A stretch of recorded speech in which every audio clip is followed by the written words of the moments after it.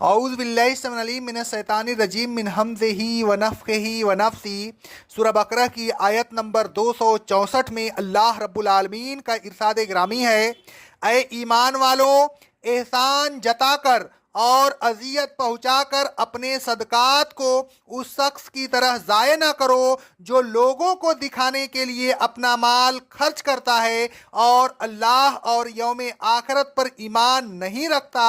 اس کی مثال اس پتھر جیسی ہے جس پر خاک پڑی ہو، پھر اس پر موسلا دھار بارش ہو اور وہ بارش اسے دھو کر بالکل صاف کر دے، خاک کا نام و نشان باقی نہ رہے۔ ایسے ہی ریاکار آدمی کا دیا ہوا اس کے نامہ اعمال سے صاف ہو جاتا ہے۔ قیامت کے روز ان لوگوں کو اپنے کمائے ہوئے مال پر کوئی قدرت نہیں ہوگی کہ اس سے کسی قسم کا فائدہ حاصل کر سکیں۔ اللہ ایسے ناشکروں کو کبھی منزل مقصود تک نہیں پہنچاتا۔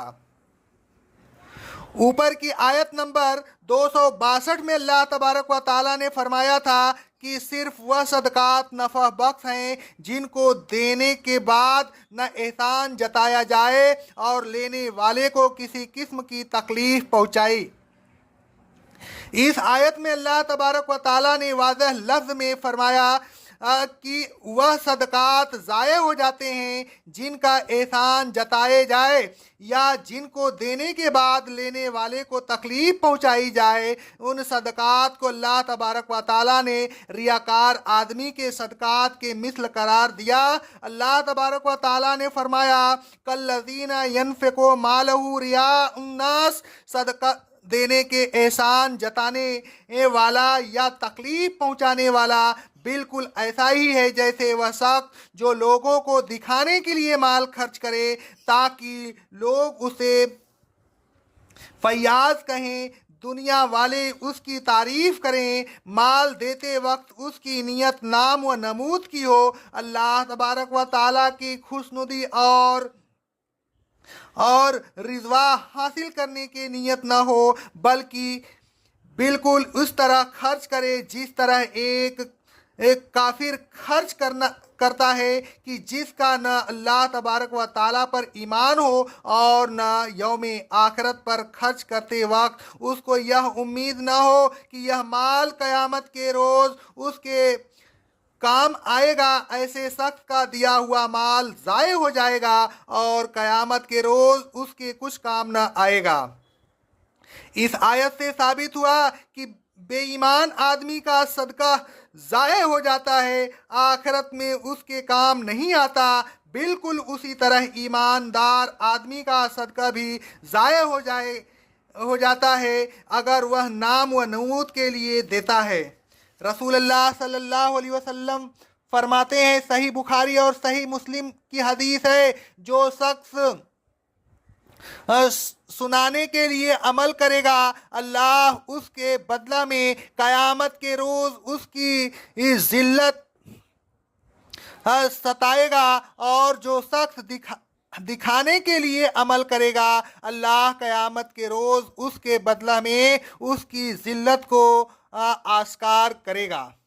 رسول اللہ صلی اللہ علیہ وسلم فرماتے ہیں، صحیح مسلم کی حدیث ہے، اللہ تبارک و تعالیٰ فرماتا ہے، میں تمام شرکاء سے زیادہ شرک سے بے نیاز ہوں۔ جو شخص ایسا عمل کرے جس میں میرے ساتھ میرے علاوہ کسی اور کو شریک کرے تو میں اس کو اور اس کے شرک کو چھوڑ دیتا ہوں، یعنی اس کے عمل کو قبول نہیں کرتا، اس کو اور اس کے عمل کو دوسرے ہی کے لیے چھوڑ دیتا ہوں۔ رسول اللہ صلی اللہ علیہ وسلم فرماتے ہیں، صحیح مسلم کی حدیث ہے، قیامت کے دن جس شخص کا سب سے پہلے فیصلہ ہوگا وہ ایک شخص ہوگا جسے اللہ نے ہر قسم کا مال دیا ہوگا۔ وہ اللہ کے پاس لایا جائے گا، پھر اللہ اسے اپنی تمام نعمتیں دکھائے گا، وہ ان نعمتوں کو پہچان لے گا، پھر اللہ تبارک و تعالیٰ فرمائے گا،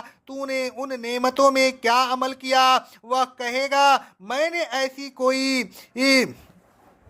مد جس میں خرچ کرنا तुझे पसंद था नहीं छोड़ी कि उसमें तेरी रजा के लिए खर्च न किया हो। अल्लाह तबारक व ताला फरमाएगा तू झूठ बोलता है, तूने इसलिए खर्च किया कि तुझे सखी कहा जाए, तुझे सखी कहा गया, तुझे बदला मिल गया, फिर हुक्म दिया जाएगा और उसे मुंह के बल घसीट कर दोज़ख में डाल दिया जाएगा।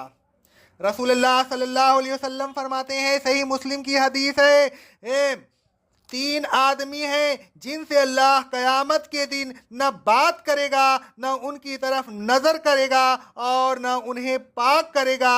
एक तो वह जो अपना इज़ार लटकाता है, और दूसरा वह कि जब कोई चीज़ किसी को देता है तो उसका एहसान रखता है, और तीसरा झूठ कसम खाकर अपना माल बेचने वाला। अलगर्ज नाम व नमूद के लिए देने का कोई सवाब नहीं, और जिस तरह नाम व नमूद के लिए देने का कोई सवाब नहीं, उसी तरह देने के बाद एहसान जताए या तकलीफ पहुँचाए तो उस देने का भी कोई सवाब नहीं बल्कि उल्टा अजाब होगा। फिर अल्लाह तबारक व ताला ने उन लोगों के दिए हुए माल की बर्बादी को एक मिसाल के ज़रिए समझाया। अल्लाह तबारक व ताला ने फरमाया फ़मशलहु कमशले सफ़वान, जिस तरह किसी चिकने पत्थर पर कुछ खाक पड़ी हुई हो, फिर मूसलाधार बारिश हो तो वह तमाम खाक साफ हो जाएं और पत्थर फिर साफ और चिकना निकल आए। इसी तरह उन लोगों के सदकात, एहसान, इज़ा देही और रियाकारी की वजह से उनके नामह आमाल से धो दिए जाते हैं। नामह आमाल साफ और सादा रह जाता है, उसमें उनके यह सदकात बाकी नहीं रहते, और जब बाकी नहीं रहते तो उनका सवाब भी बाकी नहीं रहता, उनका सवाब ज़ाय हो जाता है। ला यक़दिरून अला शैइन मिम्मा कसबू, जो कमाई उन्होंने की थी यानी सदका देकर जो नेकी उन्होंने बअज़्म खुद कमाई थी, ये अब उसका कोई सवाब हासिल करने पर उन्हें कुदरत नहीं होगी, उन्हें मंजिल मकसूद यानी जन्नत में नहीं मिलेगी, इसलिए कि वल्लाहु ला यहदिल कौमल काफिरीन, अल्लाह तबारक व ताला ना शुक्रगुजार कौम को मंजिल मकसूद तक नहीं पहुंचाता। उन्होंने अल्लाह तबारक व ताला के दिए हुए माल का शुक्र अदा नहीं किया, यानी उसको महज अल्लाह तबारक व ताला की खुशनुदी की खातिर खर्च नहीं किया। सवाब जन्नत उन्हें कैसे मिल सकती है, वह जन्नत से महरूम रहेंगे। आए लोगों, खुलूस नियत के साथ सिर्फ अल्लाह तबारक व ताला को खुश करने के लिए अपना माल अल्लाह तबारक व ताला के रास्ता में खर्च किया कीजिए। न किसी पर एहसान रखिए और न किसी को तकलीफ पहुंचाइए, और न नाम व नमूद और रियाकारी के लिए दीजिए। जो शख्स देकर एहसान रखे या किसी को तकलीफ पहुंचाए या रियाकारी के लिए दे तो उसका दिया हुआ माल ज़ाय हो जाता है, और बिल्कुल उसी तरह ज़ाय हो जाता है जिस तरह एक बेईमान आदमी का दिया हुआ माल ज़ाय हो जाता है।